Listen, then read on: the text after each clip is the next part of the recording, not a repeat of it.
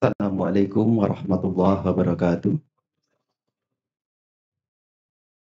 Alhamdulillah, wassalatu wassalamu ala rasulillah, wa ala alihi wa sahbihi wa mawala, la khawla wa la quwata illa billah, amma ba'd. Hadratal Mukarramin, wabil khusus, Ustadz Alam, selaku pemateri kajian pada malam hari ini. Yang terhormat Bapak dan Ibu Jamaah Rahimakumullah, yang saat ini telah hadir secara tatap muka, baik panjenengan semua yang sedang berada di rumah menyaksikan secara live channel YouTube kami, Darul Ashfa TV, serta anak-anakku yang turut memeriahkan kajian pada malam hari ini. Alhamdulillah, rasa syukur kita selalu terpanjatkan kehadirat Allah Subhanahu wa Ta'ala, yang mana Ia telah melimpahkan segala berkat dan nikmatnya kepada kita semua, sehingga kita dapat berkumpul di musala kita tercinta Darul Ashfa dalam keadaan sehat walafiat. Amin amin ya rabbal alamin. Salawat dan salam selalu kita junjukkan kepada uswatun hasanah kita, Muhammad Sallallahu Alaihi Wasallam, yang mana beliau telah mengajarkan kepada kita bahwa sebaik-baiknya insan ialah yang bermanfaat bagi insan lainnya. Bapak dan Ibu Jamaah Rahimakumullah, sebelum saya buka kajian pada malam hari ini, kami Yayasan Darul Ashfa mengucapkan rasa terima kasih yang sebesar-besarnya kepada panjenengan semua serta hamba Allah yang telah turut berpartisipasi, berdonasi kepada program-program kami di Yayasan Darul Ashfa. Nah, dari berbagai program ini, Bapak dan Ibu, kami sungguh sangat bersyukur sekali panjenengan telah bisa turut berpartisipasi. Bagi panjenengan yang ingin berpartisipasi kembali, kami tetap menyediakan kesempatan bagi panjenengan yang nantinya bisa panjenengan titipkan kepada asatidz kami di Yayasan Darul Ashfa atau melalui rekening-rekening transfer yang akan kami bagikan di grup kita, grup jamaah dan grup ukhuwah. Nah, Bapak dan Ibu, baik. Tidak berlama-lama, pada malam hari ini kita telah kehadiran Ustadz Alam. Nah, siapakah beliau? Beliau nantinya akan membawakan materi yang berjudul dengan memahami Al-Quran dengan ulumul Quran. Nah, Bapak dan Ibu, mari kita simak bersama-sama. Silakan di silent HP-nya, siapkan catatannya bagi yang hendak mencatat. Seperti biasa, nanti akan diselingi dengan azan isya, kemudian dilanjutkan kajian kembali, dan lalu sesi tanya jawab. Baik, Bapak dan Ibu, mari kita buka kajian pada malam hari ini dengan bacaan basmalah bersama. Bismillahirrahmanirrahim. Kepada Ustadz Alam, kami persilakan.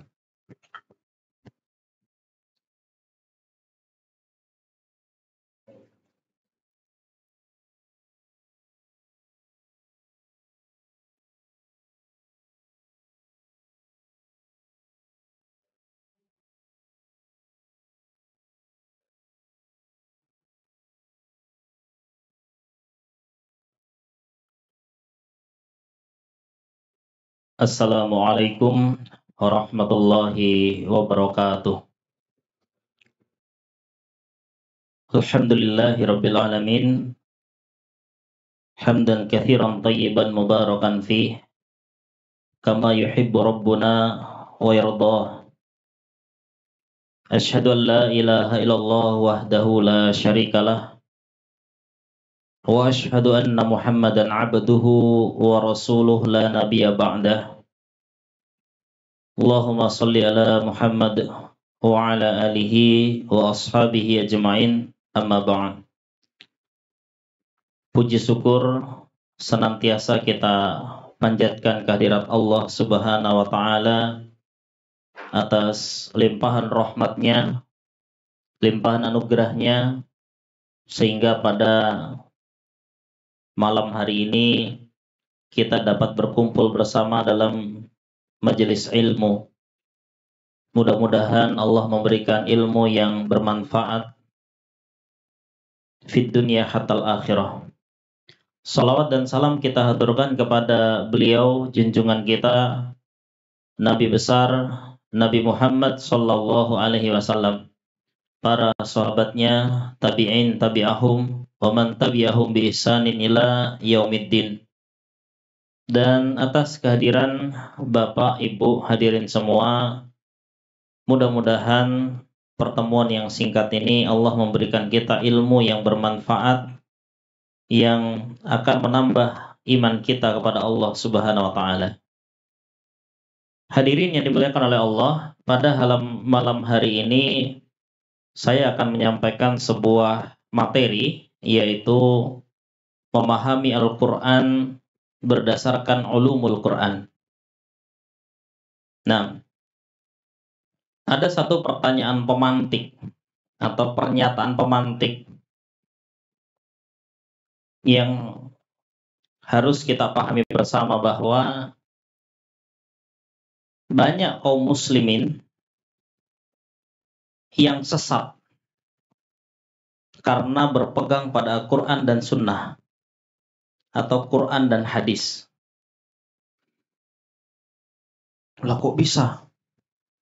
Quran hadis kok sesat? Iya, kalau dia memahami Quran tidak berdasarkan ulumul Quran, dan dia memahami hadis tidak berdasarkan ulumul hadis. Kita semua pernah ke dokter, insya Allah.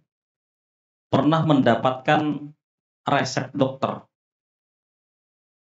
Pertanyaannya, bisakah kita membaca? Bukan karena saking jeleknya tulisan dokter itu, bukan. Tapi memang itu adalah bahasa-bahasa atau kode-kode tertentu yang hanya orang yang punya ilmu yang sama yang tahu. Buktinya apoteker sejelek apapun tulisan dokter, dia bisa baca. Oh, dia butuh ini, butuh ini. Nah, begitulah Al-Quran dan As-Sunnah atau hadis. Dia harus dibaca berdasarkan orang-orang yang punya keahlian di bidang Quran dan di bidang hadis. Kalau tidak punya, ini rawan menyesatkan umat. Rawan menyesatkan umat. Nah, mungkin malam ini kita fokus pada Al-Quran. Nanti mungkin ada kesempatan lain kita akan fokus pada Al-Hadis. Kebetulan S2 saya jurusannya mengambil khusus dalam bidang Al-Quran. S3-nya di bidang hadis. Maka hari ini saya akan memaparkan apa yang saya dapatkan tentang Al-Quran yang bikin banyak orang tersesat. Quran itu harus dibaca dan dipahami. Dan membacanya itu dengan ilmu. Memahaminya juga harus dengan ilmu. Kalau orang membaca Quran tanpa ilmu, maka bacaannya tidak benar, justru mendapatkan dosa. Apalagi orang memahami Al-Quran bukan berdasarkan ilmu, maka justru dia akan menyebabkan kesesatan. Dan bagi ustadzah yang menyampaikan Al-Quran tanpa ilmu, dianggap sebagai pendusta atas nama ayat Allah. ustadz, ustadzah yang menyampaikan hadis tanpa ilmu, maka dia adalah pemalsu-pemalsu hadis. Nah, kita masuk ke dalam Al-Quran. Quran itu ada segmen bacaan, yang kedua segmen pemahaman. Dari membaca dulu. Membaca Al-Quran itu harus dengan ilmu. Ilmu yang paling dasar, ilmu makharijul harf. Atau makhraj huruf. Nanti kalau mau lebih dalam bisa kepada Ustadz Andi ya. Makharijul harf. Karena salah di dalam membaca makhraj huruf menyebabkan arti yang berbeda. Contoh, misalnya dalam sebuah ayat, di sini surat Ali Imran ayat 119, Kul mutu bi ghaidzikum innallaha alimun bidzatis sudur. Ya. Katakanlah, matilah kalian dengan kebencian kalian. Sesungguhnya Allah Maha mengetahui dengan keadaannya hati. Artinya sesuatu yang tersembunyi di hati. Ketika kita salah membaca innallaha alimun bidzatis sudur, itu maknanya jadi beda. Hanya berbeda antara alim dengan alim.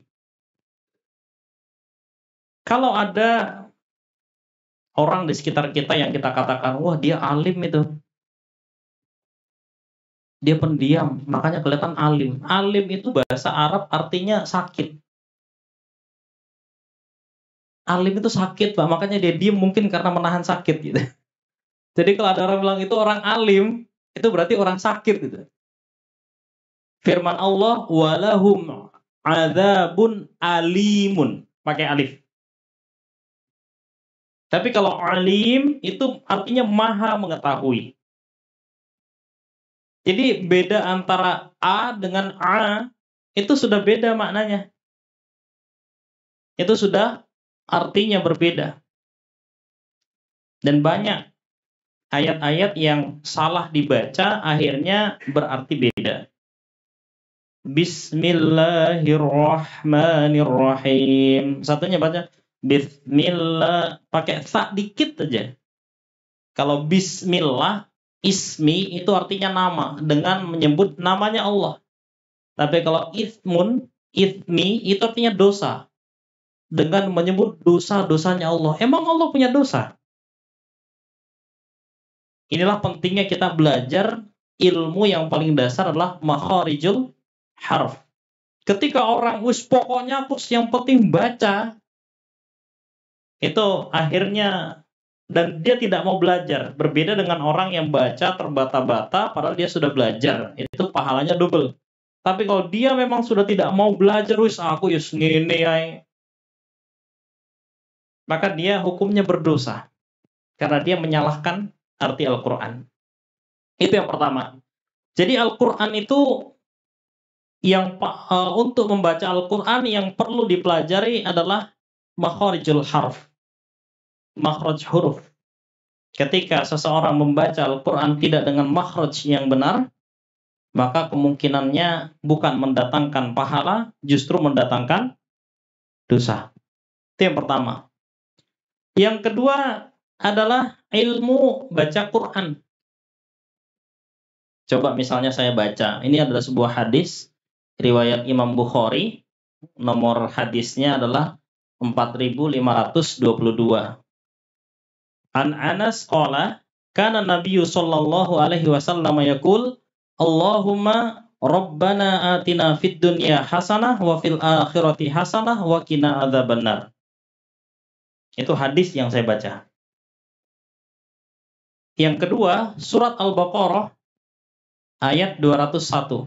Allah berfirman, A'udzu billahi minasyaitonir rajim. Wa minhum man yaqulu rabbana atina fid dunya hasanah wa fil akhirati hasanatan wa qina adzabannar. Sama loh doanya. Kira-kira apa bedanya bacaan yang pertama dengan bacaan yang kedua? Apanya yang beda? Tajwid. Kalau baca hadis tidak perlu pakai tajwid. Kalau baca Quran harus pakai tajwid. Dulu waktu saya masih kuliah S2, Pak, saya kaget. Ada orang Libya, dia juga pertukaran pelajar, yang notabene dia hanya bisa bahasa Arab dan bahasa Inggris, nggak bisa bahasa Indonesia. Dia ngomong, Ustaz, alimni qiraat al-Quran. Ustaz, ajari saya baca Quran. Saya kaget, wih, limada turidu an u'allimaka qiraat al-Quran wa anta Arabiyyun wa ana a'jamiyun. Lah kok bisa sampai niku minta belajar baca Quran sama saya, sampai tuh orang Arab, saya orang ajam, atau mungkin diplesetkan orang Arab paling genah. Kok bisa? Ternyata dia ngomong gini, li'annal Quran yajibu alaina an naqra'al Quran bitajwid wa lughatal arabiyyah laisa bitajwid. Karena Quran harus dibaca pakai tajwid, sedangkan bahasa Arab tuh enggak pakai tajwid. Di situ saya menyadari, oh iya. Terus saya pernah bertanya kepada guru saya, wa kaifa idza naqra'a al-Fatihah fi shalah bighairi tajwid? Terus bagaimana hukumnya orang yang baca Al-Fatihah tapi tidak pakai tajwid? Katanya khidaj. Itu berarti rusak itu, kurang itu. Padahal kita sholat biasanya pakai gitu. Allahu Akbar. Apalagi sholat yang tidak yang sir itu ya. Alhamdulillahirabbil alamin arrahmanir rahim maliki yaumiddin iyyaka na'budu wa iyyaka nasta'in. Gitu kan? Padahal di situ dijelaskan bahwa la sholata liman lam yaqra bi Fatihatil Kitab. Tidak sah sholatnya orang yang tidak baca Al-Fatihah. Maka kalau baca Al-Fatihah meskipun sholat sir, itu usahakan tajwidnya ikut, Pak. Kalau tidak sholatnya Allahu alam. Bisa bernilai kurang, bisa bernilai batal.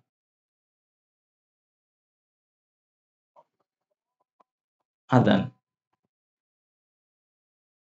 Ya, itu ya. 6. Di break adzan dulu? Belum? 6. Jadi penting bagi kita untuk belajar Al-Quran dari segi bacaannya. Nah, tafadhol. Di adzan dulu kalau punya adzan.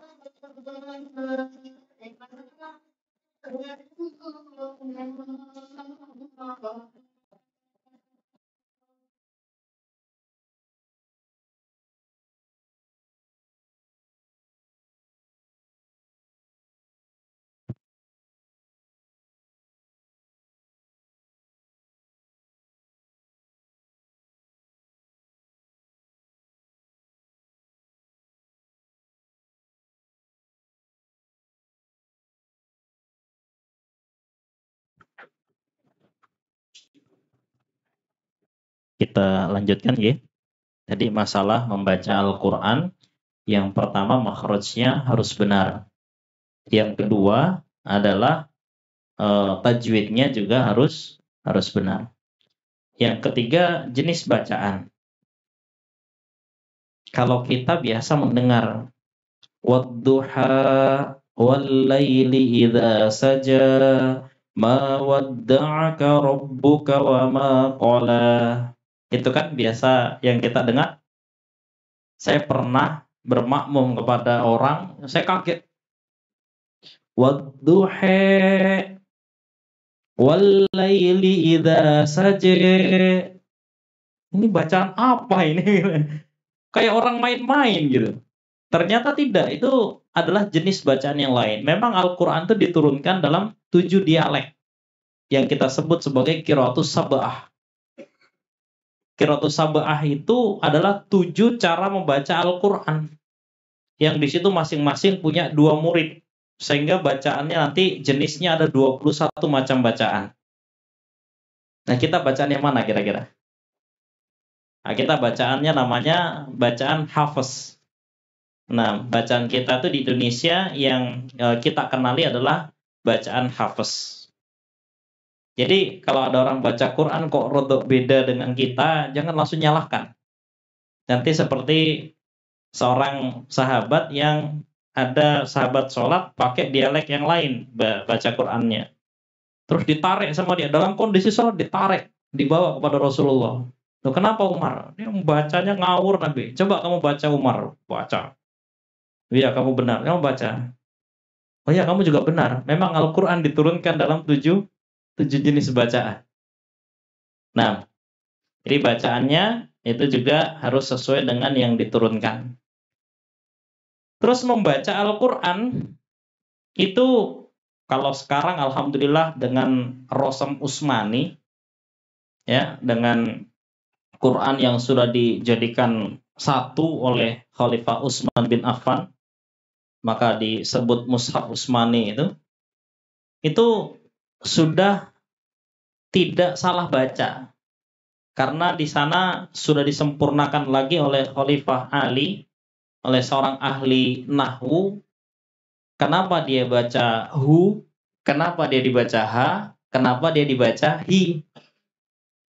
Ilmu nahwu itu namanya. Coba misalnya ada ayat yang mengatakan innama yakhsyallah hu nopoha. Innama yashallahu napa yashallaha napa yashallahi. Ha. Kenapa? Karena di Qur'annya begitu. Iya, makanya saya bilang untung ada Rasul Usman ada mushaf yang sudah ada harokatnya. Zaman Nabi, zaman sahabat nggak ada harokatnya, nggak ada titiknya tuh, Pak. Karena apa? Untuk menentukan dia hu itu ada 6 alasan plus 4, berarti 10 alasan di situ. Untuk menentukan kenapa dia ha itu ada 12 alasan plus 4, 16. Untuk menentukan hi itu ada 2 alasan plus 4, 6. Jadi untuk menentukan hu, ha, hi saja itu butuh ilmu yang disebut ilmu nahwu. Karena kalau dia hu dengan ha maknanya beda. Kalau hu sebagai fa'il, ya, berarti yang melakukan pekerjaan. Kalau ha sebagai maf'ul, dia yang dikenai. Innama yakhsyallaha, sesungguhnya yang takut pada Allah. Dia sebagai maf'ul bih. Tapi kalau seandainya itu diganti innama yakhsyallahu, Allah yang takut nanti.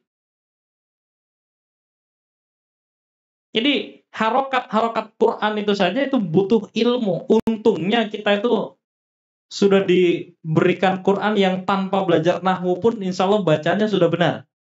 Coba kalau ndak ada itu belajar nahwu sak umpetan dewe. Nah, kemudian ada ayat wama khalaqanas samawati wama khalaqanas samaa wal ardo wama bainahuma la'ibin. Kata-kata khalaqna itu kan ada 92 jenis kata yang berbeda. Yang itu kita sebut sebagai ilmu sorof. Kholako berubah menjadi yakhluqu kholqan kholikun makhlukun ukhluk la takhluk makhlakun makhlakun mikhlakun khuliko yukhlaku. Nanti kholako berubah kholako kholaku kholakot kholakota kholakna kholakta kholaktuma kholaktum kholakti kholaktuma kholaktuna kholaktu kholakna. Yakhluqu berubah menjadi yakhluqu yakhlukoni yakhlukuna takhluqu takhlukoni yakhlukna takhluqu takhlukoni takhlukuna takhlukina takhlukoni takhlukna akhluqu nakhluqu. Itu punya makna masing-masing yang berbeda. Untung Quran kita itu sudah sempurna, Pak. Sehingga tanpa belajar itu sudah bisa baca paling tidak, meskipun belum tahu artinya. Itu yang namanya ilmu sorof. Jadi ilmu nahwu itu yang dipelajari perubahan harokat akhirnya. Kenapa dia hu, ha, hi? Itu ada alasannya. Kalau sorof perubahan bentuk katanya. Kenapa Allah menggunakan kholakona? Kenapa Allah menggunakan kholakotu? Kenapa menggunakan khulikot? Itu ada perubahan-perubahannya yang disebut ilmu sorof. Ini cara membaca Al-Quran. Nah, jadi makhrajnya harus benar, tajwidnya harus benar, bacaannya harus sesuai dengan yang diturunkan oleh Rasulullah. Kita alhamdulillah mudah-mudahan sudah sesuai ya bacaan hafiz itu. Kemudian nahwu dan sorof ini sebenarnya ilmu untuk baca Quran sebenarnya. Tapi berhubung sudah disempurnakan Qur'annya, maka ini berubah menjadi ilmu untuk memahami Al-Quran. Nah, Al-Quran itu, Bapak Ibu, itu ada yang namanya terjemah, ada yang namanya tafsir. Terjemah itu translate, mentranslate Al-Quran. Namun terjemah itu tidak cukup untuk menjelaskan Al-Quran yang sebenarnya. Dia hanya translate bahasa. Dan orang yang menterjemah Al-Quran ini belum tentu kemudian benar. Karena dia harus punya kemampuan bahasa. Menterjemah dari bahasa Arab ke bahasa Indonesia berarti dia ngerti ilmu bahasa Arab, ngerti bahasa Indonesia. Kalau nggak ngerti ini bisa ngawur. Contoh yang paling masyhur di kalangan umat Islam, jangan suka memfitnah. Fitnah itu lebih kejam dari pembunuhan. Dalilnya, al-fitnatu asyaddu minal qatl. itu adalah terjemah yang menyesatkan. Karena fitnah di dalam bahasa Indonesia itu beda dengan fitnah dalam bahasa Arab. Fitnah dalam bahasa Indonesia artinya menceritakan kejelekan orang lain yang tidak dia lakukan. Misalnya jangan mau fitnah saya, oh itu Pak Alam itu ngambil kambing saya, padahal saya tidak pernah ngambil. Itu fitnah dalam bahasa Indonesia. Dalam bahasa Arab, al-fitnah itu maknanya banyak. Salah satunya adalah ujian. Salah satunya kerusakan. Salah satunya adalah syirik. Ayat-ayat ini tentang wal fitnatu asyaddu minal qatl, yang itu ada di dalam surat Al-Baqarah ayat 191, semua ahli tafsir menafsirkan di situ adalah syirik. Jadi syirik, dosa syirik itu lebih besar daripada dosa membunuh, karena syirik itu dosa nomor 1 yang tidak diampuni. Kan jadi tidak nyambung ini. Tapi ini masyhur di kalangan umat Islam. Masyhur banget di kalangan umat Islam. Setiap berdalil kadang-kadang dimunculkan, kamu jangan suka fitnah ya. Jelas itu fitnah lebih kejam daripada pembunuhan. Daripada kamu fitnah saya bunuh aja kamu. Malah berubah maknanya. Itu tidak jauh beda dengan jenengan mengatakan zina itu haram hukumnya. Allah berfirman, Qul huwallahu ahad. Ya iya, memang zina itu haram. Ya memang Allah itu Maha Esa, tapi laranganmu dengan dalilnya tuh lam yakcok ini, tidak nyambung ini. Kenapa? Karena dia memahami Al-Quran bukan berdasarkan ulumul Quran. Bahkan menerjemah Quran bukan berdasarkan bahasa yang benar. Dikira bahasa Arab dengan bahasa Indonesia sama. Padahal banyak perbedaan bahasa Arab dan Indonesia. Contoh adalah kalau kita belajar nahwu, al-kalimah. Kalimah dalam bahasa Indonesia, dalam bahasa Arab, kalau di Indonesia kan artinya kata. Padahal kalau di dalam bahasa Indonesia kalimat itu adalah susunan kata. Nah ini sudah tidak nyambung ini. Kata ikhlas. Ikhlas dalam bahasa Indonesia itu artinya tanpa pamrih. Jadi tidak ngarep apa-apa. Kalau ibadah tidak usah ngarepin apa-apa. Ikhlas. Padahal wa ma umiru illa liya'budullaha mukhlishina lahuddin. Ikhlas di sini maknanya adalah mengkhususkan niat. Bukan tanpa pamrih. Jadi kalau jenengan ke sini, niatnya cuma satu, ingin mencari ridho Allah. Bukan wis aku datang ngaji ke sana sama sekali enggak minta pamrih, enggak minta pahala juga, wis pokoknya aku enggak dapat apa-apa. Innamal a'malu bin niat. Amal itu tergantung niat. Kalau jenengan enggak punya niat mencari ridho Allah, ya enggak dapat ridho Allah itu. Ini yang dikatakan, maka belajar Al-Quran itu harus dengan ulumul Quran. Bahkan terjemahannya benar sekalipun kita harus merujuk pada tafsir. Tafsir bil ma'thur. Apakah terjemahannya bisa dipahami? Di sebuah pondok pesantren yang sedang bermasalah di Indonesia, dia dalam berkhutbah mengatakan begini. Qala Rasulullah sallallahu alaihi wasallam fil Qur'anil Karim. Awalnya orang mendengar itu ya dikira ya biasa, tapi ternyata menjadi akidah. Bahkan dikonfirmasi ke TV, tokohnya diundang. Kenapa kan di situ qala Rasulullah? Padahal di mana-mana orang mengatakan qala Allahu fil Qur'anil Karim. Dia pakai dalil dalam surat An-Najm. Wa ma yantiqu anil hawa in huwa illa wahyu yuha. Nabi Muhammad tidak berbicara sesuai dengan hawa nafsu. Tapi dia ucapannya itu adalah wahyu yang diwahyukan. Ini sudah terjemahannya benar. Terjemahannya sudah benar. Cuman bukan itu maksudnya.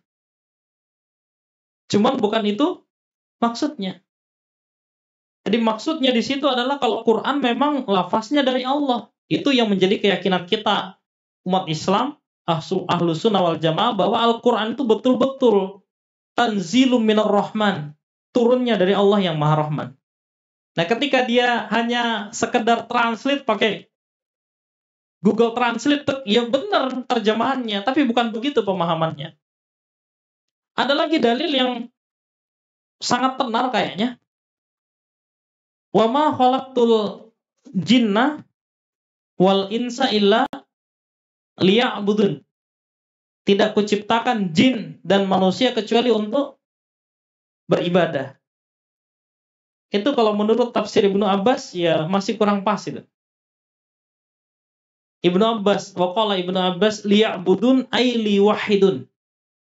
Liya'budun, menyembah Allah itu maksudnya bukan hanya menyembah tapi mentauhidkan Allah. Kenapa? Karena banyak orang yang beribadah kepada Allah tapi juga beribadah kepada selain Allah. Allah berfirman, "Wa may yad'u ma'allahi ilahan akhar la burhana lahu bih." Siapa yang beribadah kepada Allah tapi juga nyembah yang lain. Bahkan kalau kita masuk ke kitabul ibadah itu, kadang-kadang nyembahnya sudah kepada Allah tapi niatnya kepada yang lain. Ini juga ditinggal oleh Allah. Ini tidak saya terima amalannya ini.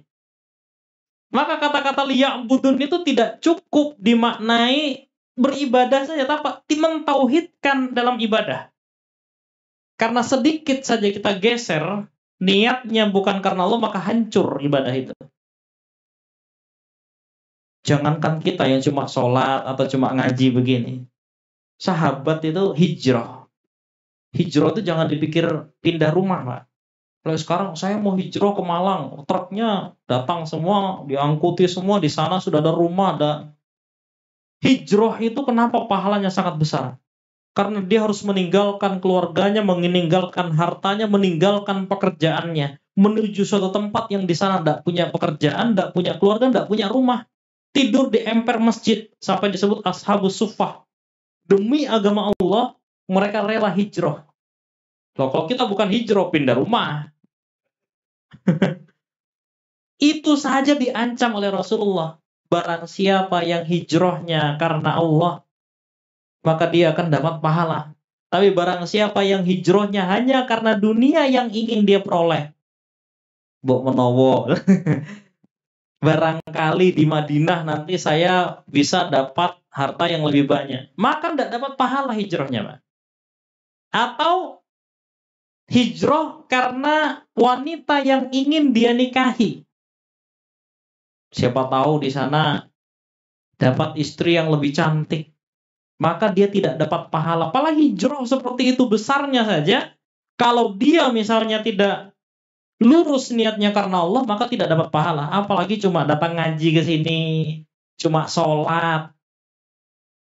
Kalau niatnya ini kalau tidak lurus pada Allah, maka tidak dapat apa-apa. Itu yang dikatakan makna liya'budun ay liwahidun. Kita betul-betul harus mentauhidkan Allah dalam semua ibadah kita. Nah, itu salah satu memahami Al-Quran. Jadi selain dengan bahasa, kita juga harus dengan terjemah yang benar, kemudian tafsir yang benar. Nah, dan selain itu harus kita pahami juga satu ilmu lain di antara ilmu ulumul Quran. Di antara ulumul Quran ada namanya ilmu asbabun nuzul, sebab turunnya ayat. Ini juga penting, Pak, supaya kita tidak salah penggunaan dalil. Yang satu misalnya ormas A, yang satu ormas B. Sama-sama Islam, tapi beda ormas. Pak, sholat itu kudungin. Oh enggak, sudah lakum dinukum waliyadin. Ini enggak. Orang seperti ini biasanya enggak paham asbabun nuzul. Dari ayat itu, lakum dinukum, bagi kalian agama kalian, waliyadin, dan bagiku agamaku. Itu maksudnya beda agama. Emangnya ormas itu bisa membedakan agama? Apa kira-kira nanti di kuburan ditanya ormasmu apa gitu? Kalau sudah kita syahadat asyhadu an la ilaha illallah, maka kita satu agama, maka kalimat ini haram diucapkan kepada sesama muslim. Hanya karena beda pemahaman, beda mazhab, beda ormas, kemudian lakum dinukum waliyadin. Ini siapa yang kafir, siapa yang iman akhirnya ini. Kalau sudah mengatakan seperti itu kan berarti agamamu, untukmu agamamu, untuk saya agama saya, berarti agama kita beda. Agama apa Islam? Berarti yang tidak Islam saya. Agama saya Islam, berarti kamu tidak Islam. Ini kan saling mengkafirkan namanya. Nah, kalau kita pahami kata lakum dinukum waliyadin ini dari ayat yang mana? Ini ceritanya asbabun nuzulnya. Ada seorang seorang tokoh kafir yang mendatangi Rasulullah. Wahai Muhammad, daripada kita bermusuhan, mending kita damai aja, toleran aja lah. Setahun ini kita sembah Allah Tuhanmu bareng-bareng. Tahun depan, nah, kita sembah Tuhan saya bersama-sama. Kan aman. Kelihatannya solutif itu. Yuk, hari ini kita ke masjid bareng-bareng, sholat, besok ke sana bareng-bareng, terus besok ke sana bareng-bareng. Kayaknya solutif. Nek mengucapkan salam, yo salam semua agama diucapkan. Kan Tuhannya banyak. Padahal kenapa ayat itu turun? Ketika Nabi Muhammad dapat tawaran itu, maka turunlah.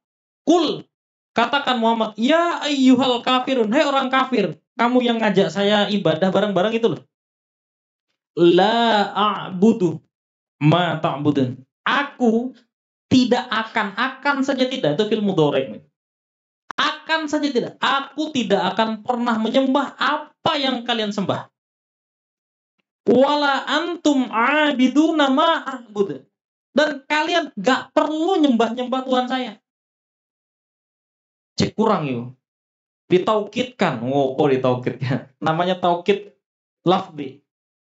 Diulangkan itu.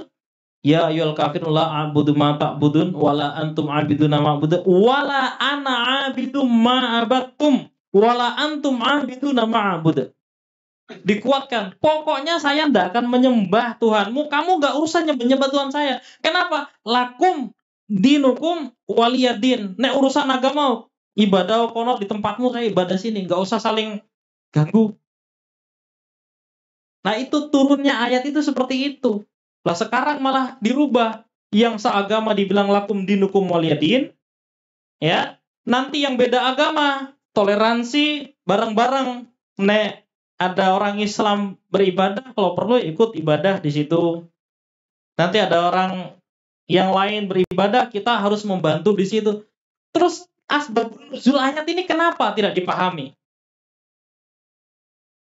Ini yang saya katakan tadi. Banyak umat Islam yang tersesat karena ikut Quran, tapi tidak berdasarkan ulumul Quran. Ilmu ulumul Quran. Ulumul Quran yang selanjutnya adalah nasikh wal mansuh. Nasikh wal mansuh itu adalah ayat-ayat yang mengganti dan diganti. Manansakh min ayatin aw nunsiha na'ti bi khairin minha aw mithliha. Jadi ada ayat yang memang kami ganti dengan yang lebih baik atau yang semisalnya. Meskipun ayat itu hukumnya mutawatir semua. Mutawatir. Kalau hadis itu kan tingkatannya, hadisnya ada hadis dhaif, ada hadis hasan, ada hadis sahih. Yang paling sahih namanya mutawatir. Yang tobakohnya itu setiap tingkatan tobakoh sanad ini minimal 4 orang. Dan Quran itu semua isinya mutawatir, tapi tidak muhkam. Maka ulumul Quran membagi ada yang namanya ayat itu memang masih berlaku, ada Quran yang masih tidak berlaku. Ini yang teman-teman dari Islam liberal, dia mengatakan, saya yakin benar bahwa nanti di hari kiamat kita semua pemeluk agama pasti masuk surga. Dalilnya jelas. Innal ladzina amanu wal ladzina hadu wan nasara was-sabiin man amana billah. Dalilnya jelas itu benar. Tapi ayat itu sudah mansuh. Inna dina indallahil Islam. Jadi tidak semua ayat itu kemudian kita pakai. Tapi lihat konsep mansuh dan nasikh. Ada lagi dalam ayat ini yang paling disukai, tapi jangan langsung pulang dulu nggih, sampai selesai kajiannya. Karena nanti kalau udah selesai langsung pulang, langsung wah ini dalilnya jelas ini. Iya, dalilnya jelas. Yang pulang ini yang tidak jelas gitu. Ya ayyuhalladzina amanu la taqrabus sholata wa antum sukara hatta ta'lamu ma taqulun. Ini dalam surat An-Nisa ayat 43. Hei orang iman, janganlah kalian mendekati sholat dalam keadaan mabuk sampai kalian tahu apa yang kalian ucapkan. Artinya ayat ini, nek ndak sholat mabuk ndak apa-apa. Jangan pulang dulu Pak, belum selesai. Wah, ini berarti cocok aku karo Ustadz ini. Mabuk nggak apa-apa, jari ini dalilnya jelas kok An-Nisa ayat 43. Wah, mabuk. Kenapa mabuk? Jari Pak Alam yang ngono, yang penting tidak mau sholat. Nanti menjelang duhur aku tak taubat. Belum selesai ayatnya. Ayat ini harus dipahami asbabun nuzulnya, harus dipahami tentang nasikh dan mansukhnya. Bahwa memang zaman itu tidak apa-apa mabuk. Bahkan seorang sahabat mengundang sahabat yang lain untuk makan-makan. Setelah makan bareng, kemudian dihidangkan arak. Dan mereka minum bareng-bareng. Mabuk. Begitu waktunya sholat mereka. Begitu sholat, baca Al-Kafirun tadi, ndak mari-mari. Sudah gitu terborak balik. Wa ana a'budu ma ta'budun. Aku juga menyembah apa yang kamu sembah. Namanya orang mabuk. Dia ndak sadar apa yang dia ucapkan itu benar atau salah. Maka turun ayat ini, la taqrabus sholata wa antum sukaro. Nah, sahabat berdebat di sini. Yo, yang suka mabuk yo yang penting kan bukan waktunya sholat toh. Nanti kalau waktunya sholat ya berusaha sudah selesai mabuknya. Nanti kalau mainnya begitu. Akhirnya turun ayat. Ayat selanjutnya itu ada di dalam surat Al-Baqarah ayat 219. Nah, ayat 219. Allah berfirman, yas'alunaka 'anil khamri wal maisir. Qul fihima itsmun kabirun wa manafi'u linnas. Mereka selalu bertanya kepada engkau wahai Muhammad tentang khomer dan maisir. Kita fokusnya ke khomernya. Katakanlah bahwa dalam khomer itu ada dosa yang besar, tapi juga ada manfaatnya kata Allah. Oh, cocok aku ini sih ya lo pulang. Belum Pak, belum selesai ayatnya. Ya. Wa itsmuhuma akbaru min naf'ihima. Kata Allah, tapi dosanya lebih besar daripada manfaatnya. Cuma itu belum larangan mutlak. Coba jangan lihat kalau orang itu mau tawuran, rodo-rodo takut-takut gitu minum bir mabuk wani. Zaman dulu bukan tawuran, perang Pak. Taruhannya nyawa. Maka mereka kadang-kadang kalau mau perang ya biar berani, biar kuat dan sebagainya. Maka di sini Umar berdoa, ya Allah, berilah hukum yang jelas. Baru ayat yang terakhir turun untuk memansuh ayat-ayat seterusnya, yaitu surat Al-Maidah ayat 90. Ya ayyuhalladzina amanu innamal khamru wal maisir wal ansab wal azlam rijsum min 'amalis syaitan fajtanibuh. Baru turun ayat penegas itu. Hei orang iman, sesungguhnya khamr itu adalah rijsum min 'amalis syaitan. Itu adalah kotor, termasuk perbuatan setan. Maka jauhi itu. Maka itu haram. Maka kemudian sahabat keluar di jalanan-jalanan di Madinah itu penuh dengan arak yang ditumpahkan. Bahkan khamr sudah diharamkan, maka keluar numpahkan arak itu. Ini yang namanya asbabun nuzul dan nasikh dan mansuh. Supaya kita pahami bahwa untuk membaca Al-Quran itu ada ilmunya, namanya ulumul Quran. Supaya kita tidak tersesat. Untuk membaca hadis itu ada ilmunya, namanya ulumul hadis. Karena kalau ada orang yang sekarang tuh banyak menyampaikan hadis, kalau dilihat dari ulumul hadis itu banyak yang ngaur juga itu. Yang Quran aja banyak yang ngaur, padahal ayatnya jelas, orangnya tidak jelas. Nah, hal-hal seperti ini yang harus kita hindari. Maka pada hari ini saya menyampaikan bahwa kita harus memahami Al-Quran itu dengan ulumul Quran. Nah, kalau kita tidak dengan ulumul Quran, itu rentan tersesat. Banyak orang yang bisa berdalil, buka Google, langsung berdalil. Tapi apakah betul-betul dia paham akar-akar dari ayat itu? Apakah memang demikian? Nah, ini yang agak berat. Agak berat. Maka penting bagi kita untuk betul-betul berguru atau belajar pada yang memang paling tidak dia punya ilmu itu. Jenengan kalau misalnya ke dokter, ke rumah sakit ya, di rumah sakit itu ada yang pakai dokter, ada yang pakai perawat, ada yang pakai cleaning service. Kira-kira jenengan berobatnya kemana? Padahal kalau seandainya salah obat, ya paling cuma mati sih. Mati kok cuma. Loh, daripada salah ayat. Kalau salah ayat itu sesat bisa masuk neraka loh. Maka kita harus memang selektif. Iya, teroris-teroris itu biasanya mendoktrin juga itu dengan ayat. Jangan dipikir bukan dengan ayat. Tapi apakah ayat itu penempatannya sudah pas di negara damai atau di negara perang? Nah, maka kita harus menempatkan ayat itu betul-betul harus sesuai pada apa yang diinginkan Allah.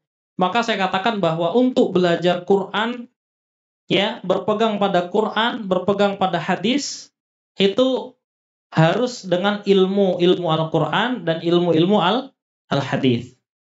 Nah, jangan sampai kita kemudian yakin betul bahwa saya sudah berpegangan pada Quran, ternyata salah pegang. Ya, karena setan itu lebih senang pada ahli syubhat daripada ahli maksiat. Karena orang yang bermaksiat dia sadar dirinya ini salah.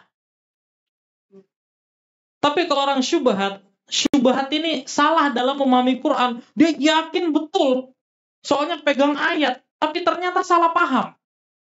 Yaitu tadi, kamu nih macam-macam, al-fitnatu asyaddu minal qatl. Dengan lantangnya dia mengatakan demikian, ternyata salah ayat. Nek masalah memfitnah, fitnah bahasa Indonesia dengan fitnah bahasa Arab itu kalau dilihat dari ayatnya secara lengkap, itu ceritanya tentang perang melawan orang kafir, terus orang kafir itu ngolok-ngolok itu ternyata suka begini dulu. Kesyirikan yang kamu perbuat itu jauh lebih besar dosanya daripada perang.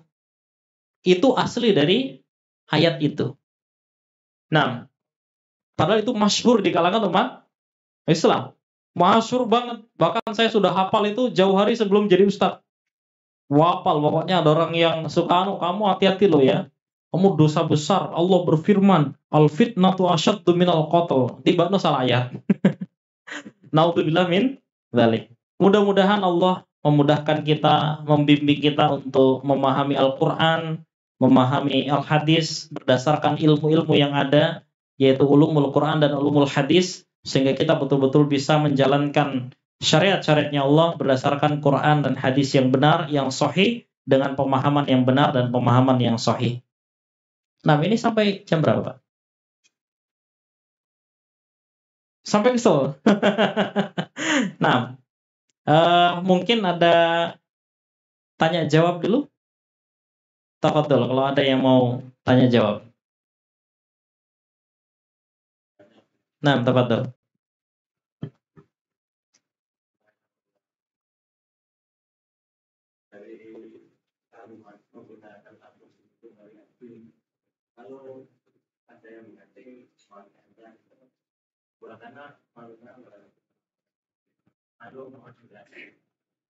Nah, saya juga pernah dinasihati itu, Pak.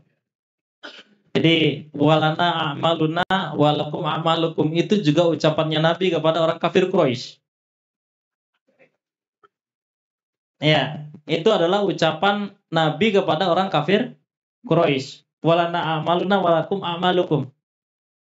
Adapun ucapan yang benar kalau kita sesama muslim yaitu mazhabmu, ini mazhabku.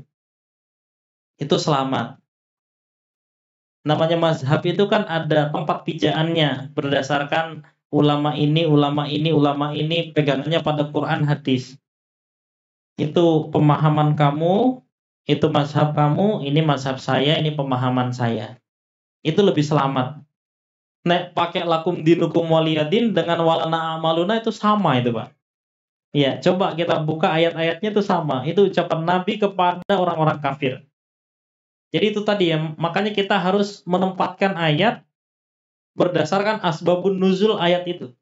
Nah kalau itu kan dikira-kira, oh iya kalau lakum dinukum waliyadin kayaknya tidak tepat. Tapi kalau yang tepat kayaknya kita kan amaliah saya dengan amaliah kamu beda. Ini aja yang dipakai. Nah itu yang dikatakan dia tidak berdasarkan ulumul Quran. Kalau kita cek ayat yang dipakai ya kembali ke situ lagi, Pak. Sama itu. Nah, gitu ya. Ya. Ada lagi mungkin tafadhol?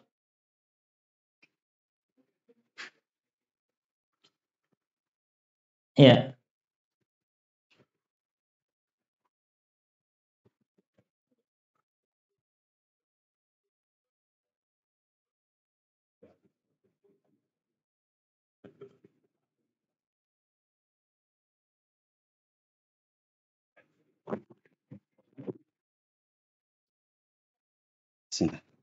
Ustaz, ada titipan pertanyaan dari jamaah yang online, Ustaz. Ustaz tadi disampaikan bahwa kita yang hendak mengajarkan Quran itu harus berdasarkan ilmu, Ustaz. Ustaz, ini jika misalkan kita sebagai asatidz atau pengajar Quran, itu kita menyampaikan ilmu namun tidak menggunakan metode, Ustaz. Jadi kita mengajarkannya hanya berdasar apa yang telah diajarkan oleh guru kita sebelumnya, tapi kita tidak menggunakan metode. Sedangkan kan dari yang kita ketahui sekarang ini ada berbagai macam, banyak sekali metode-metode pengajaran Al-Quran ya Ustaz. Seperti Umi, Wafa, Usmani, dan lain sebagainya Ustaz. Nah, kalau kita misalnya tidak mengacu pada metode tersebut, kita mengajarkan kepada santri-santri kita, niku bagaimana nanti hukumnya Ustaz? Nah, metode itu kalau bahasa Arab at-thoriqah. Thoriqah itu adalah cara atau jalan. Iya. Bagaimana hukumnya kalau kita tidak menggunakan itu? Pertanyaan saya di zaman Nabi apa sudah ada metode-metode itu? Tidak ada. Tajwid pun, ilmu tajwid pun tidak ada di zaman Nabi. Itu zaman setelahnya. Cuman ilmu tajwid diambil dari situ. Iya. Jadi yang paling penting yang kita mengajarkan Quran itu memang benar apa yang kita ajarkan. Meskipun dia tidak tahu, oh ini namanya idgham biguna, ini idgham bilaguna. Seandainya dia tidak tahu itu tapi bacanya benar. Pas, itu yang dituju. Jadi bukan metodenya, tapi apakah benar, pas. Sesuai dengan yang diajarkan oleh Rasulullah Shallallahu Alaihi Wasallam. Maka ada di antara syarat-syarat ilmiah itu ada sanad. Ketika orang bacaan Quran itu ada sanadnya.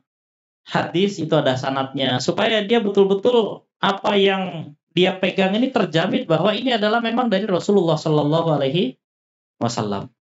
Nah, termasuk apakah yang diajarkan oleh guru saya itu sudah benar? Maka kita perlu mencari coba ke guru lain. Apakah benar? Supaya mencari perbanding. Syukur-syukur kalau misalnya dia dapat sanad dari guru ini, dapat sanad dari guru ini, itu lebih kuat lagi. Nah, yang penting bisa memastikan kebenarnya, tidak apa-apa, tidak pakai metode. Nah, metode itu adalah salah satu cara untuk memudahkan. Seperti juga ilmu-ilmu yang lainnya. Nah, barakallahu fikum.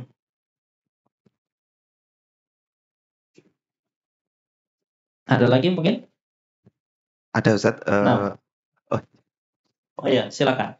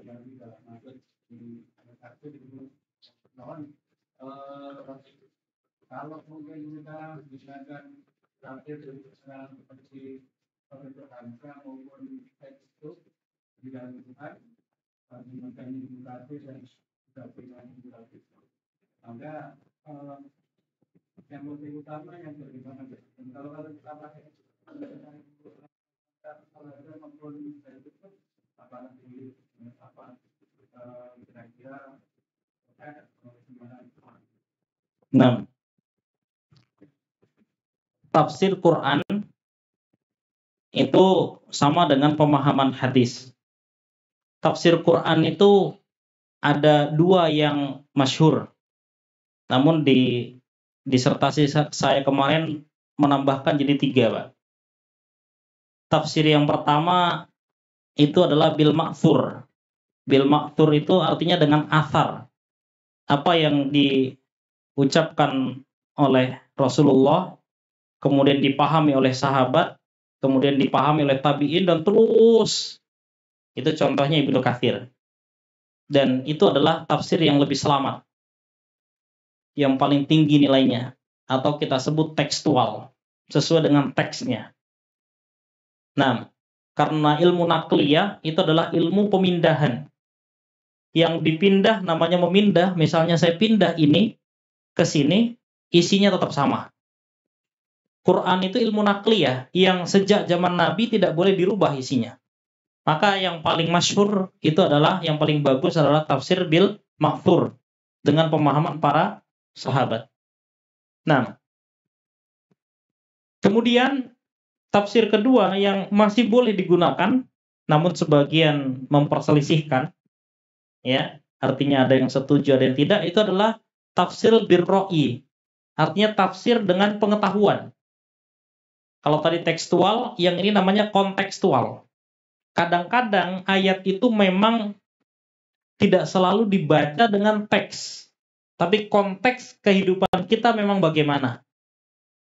Nah, salah satunya misalnya memahami hadis bahwa seseorang kalau sholat duhur itu menunggu matahari tergelincir, gitu Pak ya. Tapi apakah sekarang ini ada orang yang melihat matahari kalau mau sholat? Lihat jam. Nah, itu namanya kontekstual. Konteksnya sekarang itu bisa diukur dengan ilmu. Itu yang namanya tafsir kontekstual. Selama dia ada pijakan ilmu ilmiah yang bisa dipertanggungjawabkan kebenarannya, maka boleh. Yang terakhir, ini adalah tafsir non-kontekstual. Tafsir ini biasanya adalah pekerjaannya orang-orang yang punya pemahaman yang menyimpang, akhirnya mencomot ayat-ayat itu, dipotong-potong untuk memastikan, untuk meyakinkan bahwa apa yang saya yakini benar. Orang-orang seperti ini biasanya mencari pembenaran, bukan mencari kebenaran. Orang mencari kebenaran itu ayatnya dipelajari, baru dia pahami, baru dia praktekkan. Tapi kalau orang mencari pembenaran, dia praktekkan dulu, baru cari ayatnya. Terus dicomot-comot mana yang kira-kira cocok untuk mendukung pendapatnya. Nah, jadi kalau panjenengan tanya, yang mana yang lebih utama? Tetap yang lebih utama adalah bil ma'thur.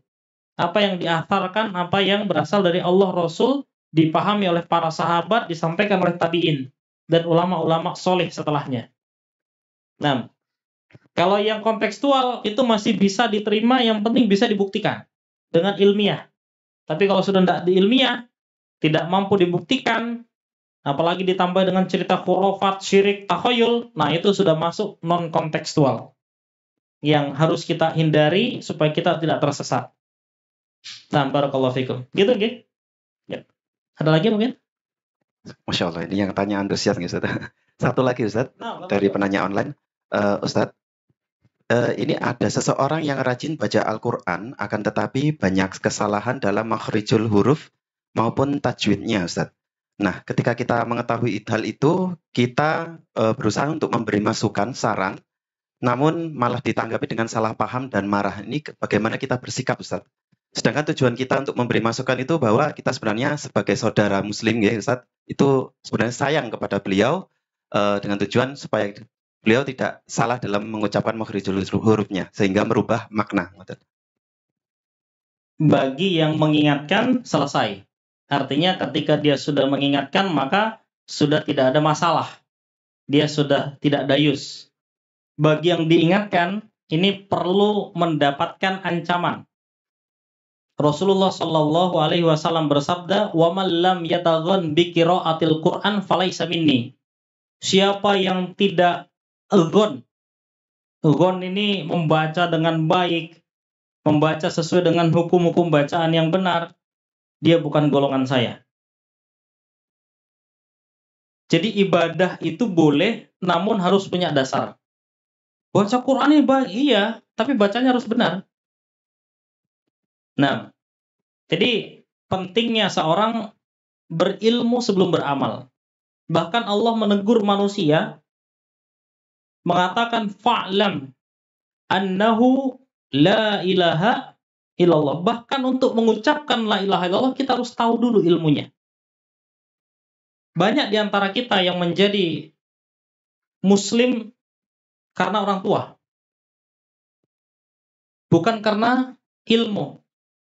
Dan kita banyak bersyahadat bukan karena ngerti apa makna syahadat, apa rukun syahadat, apa syarat-syarat syahadat.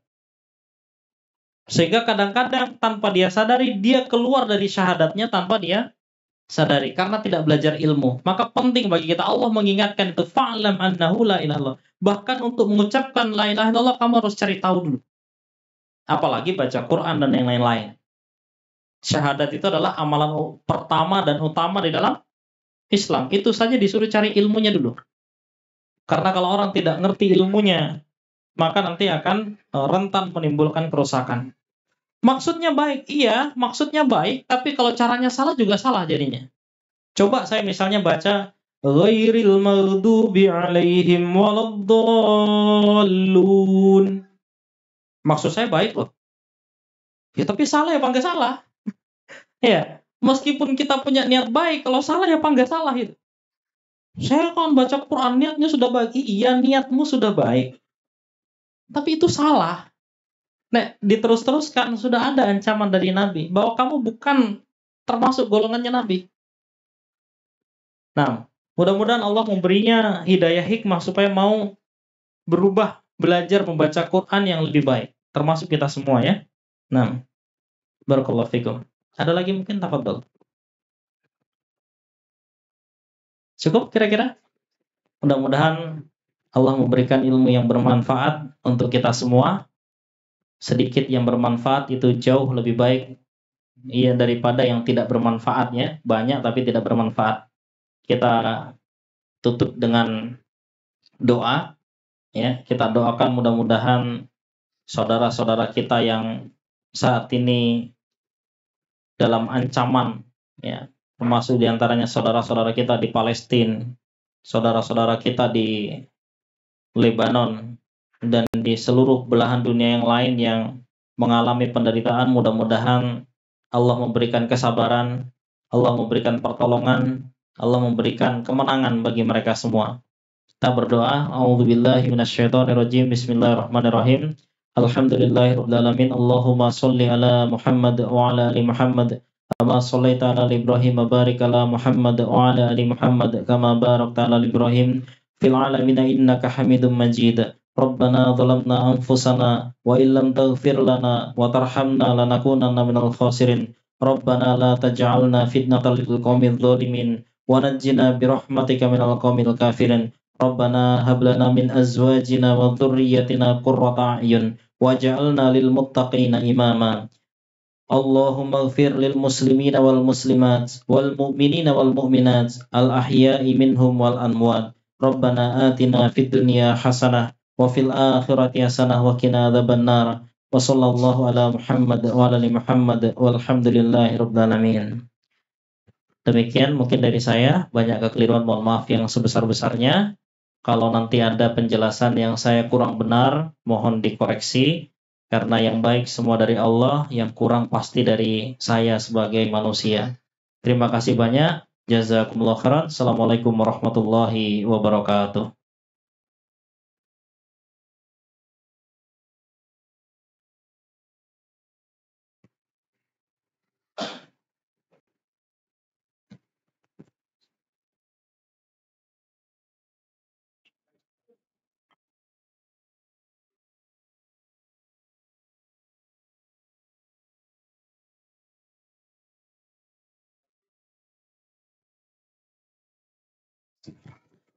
Alhamdulillahirrabbilalamin. Bapak dan Ibu jamaah rahimahullah. Masya Allah, itu tadi materi yang telah disampaikan oleh Ustadz Alam. Semoga dengan memperdengarkan materi dari beliau, kita dapat uh, lebih mengutamakan bahwa ilmu itu sangat penting. Sebegitu besarnya manfaat dan esensi dari ilmu ini sebelum kita menerapkan amalan-amalan. Ya. Nah, semoga kita semua di sini dengan memahami ilmu ini nanti supaya tidak keblinger ketika menjalankan amalan baik. Amin, amin, ya rabbal alamin. Bapak dan Ibu jamaah rahimahullah, sebelum kita tutup kajian pada malam hari ini, informasi untuk kajian berikutnya di pekan depan, Sabtu kedua, insya Allah akan diisi oleh Ustadz Hatta, melanjutkan dari kajian Sirah Nabawiyah. Nah, maka dari itu, yuk ajak saudara-saudaranya, teman-temannya, putra-putrinya, untuk menyimak kajian di Majelis Taklim Darul Ashwa. Insya Allah kita semua yang hadir di sini akan mendapatkan keberkahan dari Allah Subhanahu Wa Taala. Amin, amin, ya rabbal alamin. Bapak Ibu dan jamaah rahimahullah, saya sebagai pembawa acara mohon maaf yang sebesar-besarnya apabila ada salah kata, lupa maupun khilaf mohon dimaafkan. Wabillahi taufiq wal hidayah. Wassalamualaikum warahmatullahi wabarakatuh.